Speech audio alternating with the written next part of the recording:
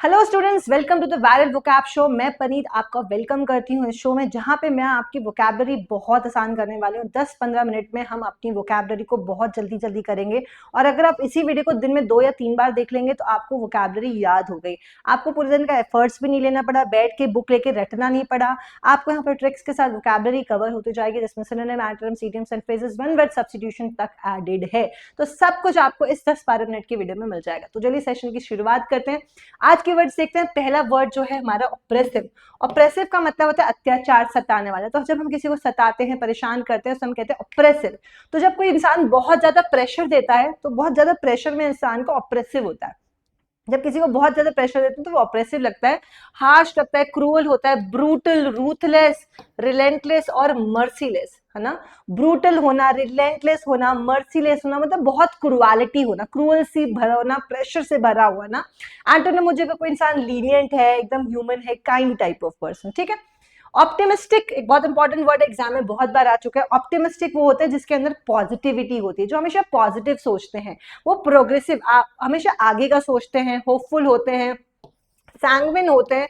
Sanguine word याद रखना कि जब आपके अपने संग होते हैं ना तो आप सैंग्विन होते हैं, आप पॉजिटिव होते हैं, होपफुल होते हैं, ऑप्टिमिस्टिक होते हैं। इसका जस्ट एक डायरेक्ट ऑपोजिट वर्ड है जो एग्जाम में बहुत बार आता है, पेसिमिस्टिक। पेसिमिस्टिक का मतलब होता है कि बहुत निराश हो जाना, सैड हो जाना। तो कैसे याद करेंगे? जब पैसे नहीं होते तो हम कैसे हो जाते हैं? पेसिमिस्टिक हो जाते हैं, उदास से भरे हो जाते हैं।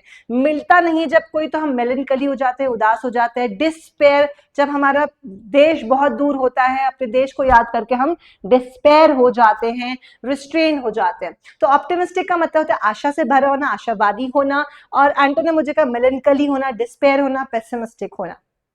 ऑपुलेंट, ऑपुलेंट एक एडजेक्टिव है। इसका मतलब क्या होता है? इसका मतलब होता है रिच। मैंने आपको वर्ड कराया था पॉपर, आपको याद होगा, यहाँ पे देखिए मैंने आपको एक वर्ड कराया था पॉपर। पॉपर का मतलब होता है बहुत ज्यादा गरीब। आपको याद होगा, अगर आपने नहीं याद है तो आप प्लीज वो कैब को रिविजन कीजिए।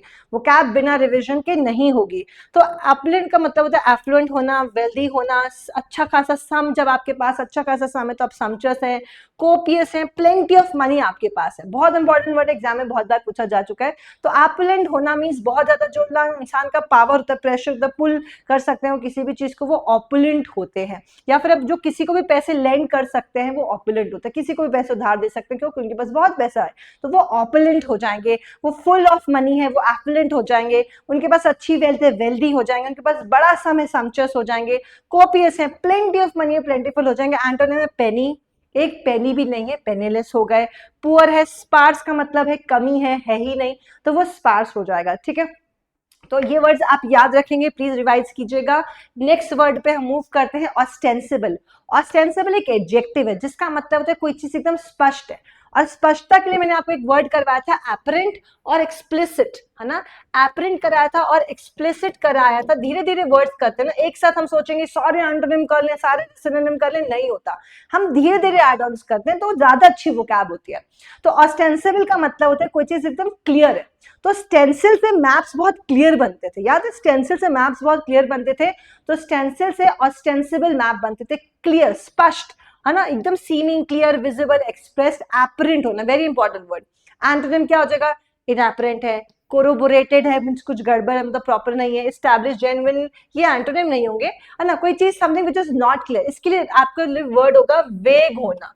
वेग होना, कोई चीज वेग है, क्लियर नहीं है। हेजी है, फॉगी है, इसके लिए डायरेक्ट वर्ड आता है इम्प्लिसिट। एंटोनिम बता रही हूँ, implicit. Implicit mean something which is not clear. Ostentatious, ostentatious का मतलब होता है एडजेक्टिव है। इसका मतलब होता है जो लोग बहुत दिखावा करते हैं, बाहरी, आडंबरपूर्ण, दिखावापूर्ण, तो उसे हम कहते हैं ऑस्टेंटेशियस। याद कैसे करेंगे? उस्ताद, उस्ताद अपनी बॉडी को ऑस्टेंटेशियस करते हैं ना। उस्ताद जो होते हैं बड़े बड़े जो बॉडीज वॉडीज बनाते हैं, तो वो अपनी बॉडीज को एकदम ऐसे ऐसे दिखाते हैं, तो ऑस्टेंटेशियस। उस्ताद बहुत ऑस्टेंटेशियस होते हैं, बॉडी का शो ऑफ करते हैं, शोई होते हैं, कॉन्स्पाइकस होते हैं, एक्स्ट्रावैगेंट होते हैं, गॉडी, फ्लैशी। गॉडी एकदम भड़कीले कपड़े पहनते हैं तो चमकते हैं, एकदम फ्लैशी, एकदम चमकाने वाला, तो क्या? दिखावा करना। एंटोनिम क्या होगा? प्लेन, सबड्यूड, ठीक है। ऑब्सोलीट का मतलब होता है कोई चीज जो कि बहुत पुरानी है। ऑब्सोलीट का मतलब होता है कोई चीज जो कि बहुत ज्यादा पुरानी हो चुकी है, एंटीक है, आउटडेटेड है, सुपर एनिटेड, एक्सटिंक्ट हो चुकी है, जो कि एक्सटिंक्ट हो चुकी है, खत्म हो चुकी है ना। अब आपको बहुत से एक्सटिंक्ट स्पीशीज के बारे में पता होगा।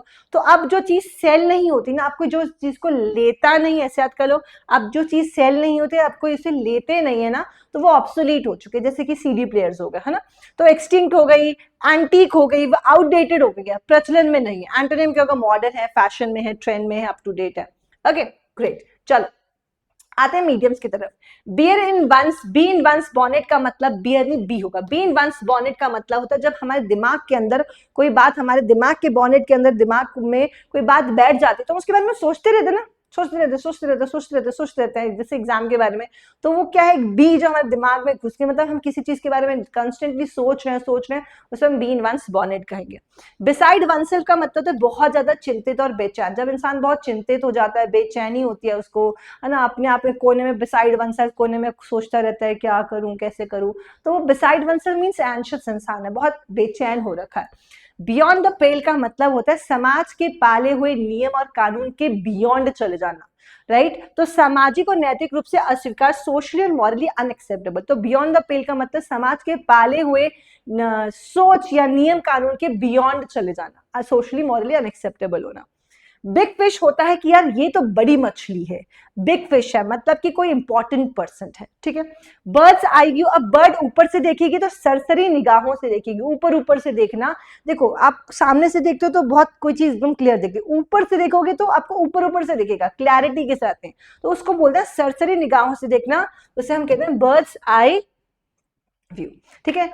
फुल थ्रॉटल का मतलब होता है पूरी एनर्जी, फुल एनर्जी और जोश होना, फुल थ्रॉटल होना।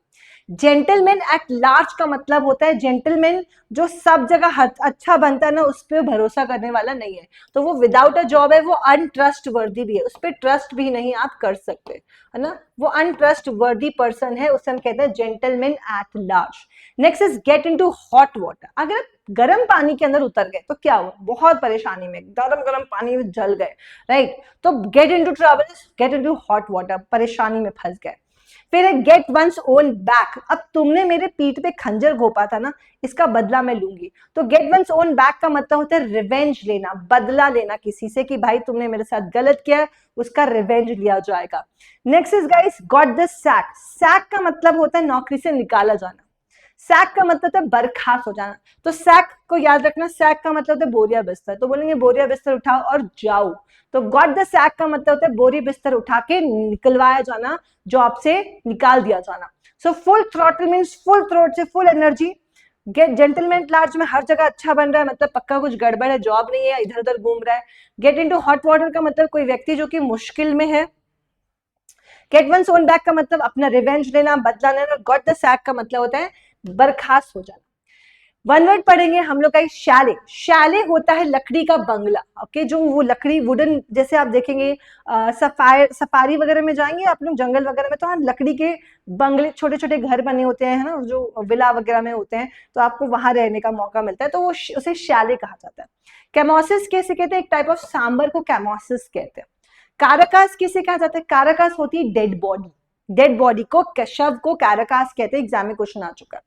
कैस्केड क्या होता है? झरना, जो स्मॉल स्टीप, जो छोटे छोटे झरने, ऐसे छोटे छोटे झरने बह रहे होते हैं, उसे कैस्केड कहते हैं, उसे वाटरफॉल नहीं, उसको कैस्केड कहते हैं, ठीक है। और कैस्टिगेशन का मतलब है सीवियर क्रिटिसिज्म और हार्श स्कोल्डिंग, जब किसी को बहुत ज्यादा सीवियर क्रिटिसाइज किया गया हो, उसको स्कोल्ड किया गया हो, उसे हम कहते हैं कैस्टिगेशन, सजा दे देना किसी को, ओके। चलिए प्लीज याद रखिएगा, शैले मीन्स लकड़ी का बंगला, कैमोसिस मीन्स एक सांबर, एक ये होता है वो आपका डियर होता है, कैरकस शव होती है, कैस्केड का मतलब होता है झरना, और कैस्टिगेशन का मतलब होता है सीवियर क्रिटिसिज्म, ओके। तो गाइज इन वर्ड्स का प्लीज रिविजन कीजिएगा, और अगर आपके पास सुपर पास नहीं तो आप अपनी गवर्नमेंट एग्जाम्स की प्रिपरेशन की जर्नी को आपने खुद बहुत स्लो कर रखा है, क्योंकि आपको बाकी जगह पे इतने मार्क्स से 50 एग्जाम मिलते होंगे, आपको सुपर पास देता है 350 एग्जाम्स, जिसमें सारे एसएससी के एग्जाम, सारे बैंक के एग्जाम्स, रेलवे के एग्जाम्स, एईजे के एग्जाम, डिफेंस के एग्जाम्स, आपकी स्टेट के एग्जाम्स, टीचिंग के एग्जाम्स की सारी बैचेस, हर एग्जाम, सीजन में सीएचएसएल, एमटीएस, सबके अलग है, तो 350 एग्जाम्स की बैचेस आपको मिल जाती है यहाँ पे। 1.5 लाख आपको यहाँ पे मॉक टेस्ट मिले, 1.5 लाख आपको मॉक टेस्ट मिल रहे हैं, जिसको आप रीअटेम्प्ट कर सकते हो, बार बार अटेम्प्ट करने का मौका है। 10,000 आपके पास 10,000 स्टडी नोट्स है, और आपके पास अनलिमिटेड डाउट सॉल्विंग है क्योंकि आपके पास समाधान एआई का भी फीचर यहाँ पे अवेलेबल है। अब इसका प्राइस कोई बहुत ज्यादा नहीं है, इसका प्राइस और सिर्फ 1000 रुपए के अंदर है। आपको ट्रायल पैक लेना, 5 रुपीज का ट्रायल पैक ले सकते हो। आपको यहाँ पे ट्रायल पैक लेना है, आप यहाँ पे 5 रुपीज का ट्रायल पैक ले सकते हो। 5 रुपए का ट्रायल पैक में आपको यहाँ पे 5 डेज का मिल जाएगा। कितने का ट्रायल पैक मिल जाएगा आपको? ट्रायल पैक मिल जाएगा आपको 5 डेज का। ओके, आपको 329 3 मंथ्स का मिल जाएगा। सोचो, आपको 100 रुपए के आसपास पड़ेगा मुश्किल से, और उससे कम करना चाहते हो और आप चाहते हो कि यार लंबी प्रिपरेशन तो करनी, इतने सारे एग्जाम देने हैं, तो आपका फायदे का है 1 ईयर का। सबसे बेस्ट आपका 1 ईयर का है। आपको 1099 1000 रुपए के आसपास कुछ पे करना है। और अगर आप यहाँ पे कोड लगाते हो PARI, परी कोड याद रखना, भूलोगे नहीं, सिंपल सा वर्ड है, आई एम श्योर। तो कोड परी लगाते हो तो आपको इस पर डिस्काउंट भी मिल जाएगा। तो 1099 रुपीज में आपको 1 ईयर का मिल जाएगा। और आपको 18 मंथ्स, ये 12 मंथ्स का है, और आपको 18 मंथ्स का चाहिए तो आपको ये मिल जाएगा 1399 रुपीज में। तो आप इसके बस सोचिए, समझिए, डिसीजन लीजिए और जल्दी से ज्वाइन कीजिए। इसमें आपको mock test, study notes, live classes, recorded classes, previous year के क्वेश्चंस, प्रैक्टिस क्वेश्चंस, इतना कुछ है, इतना कुछ नहीं, सब कुछ है। इससे ज्यादा आपको किसी चीज की जरूरत नहीं है। आपको सुबह से शाम तक टेक्स्ट बुक में रहने की जरूरत है। पहले अब लाइव क्लासेस करेंगे, रिवीजन करेंगे, प्रैक्टिस करेंगे, मॉक टेस्ट देंगे। आपके पास टाइम ही नहीं बचेगा किसी भी चीज का। आपको बुक खरीदने की जरूरत नहीं, कुछ और करने की जरूरत नहीं। बस कुछ दिनों के लिए सिर्फ और सिर्फ टेक्स्ट बुक को याद रखो, टेक्स्ट बुक ऐप पे रहो, पढ़ते रहो, रिवीजन करते रहो, प्रैक्टिस करते रहो, बस, एंड देखोगे आप पहुंच चुके हो अपने गोल तक। Thank you so much guys. Code PARI लगाना मत भूलिएगा ताकि आपको डिस्काउंट मिल जाए। Bye guys, take care.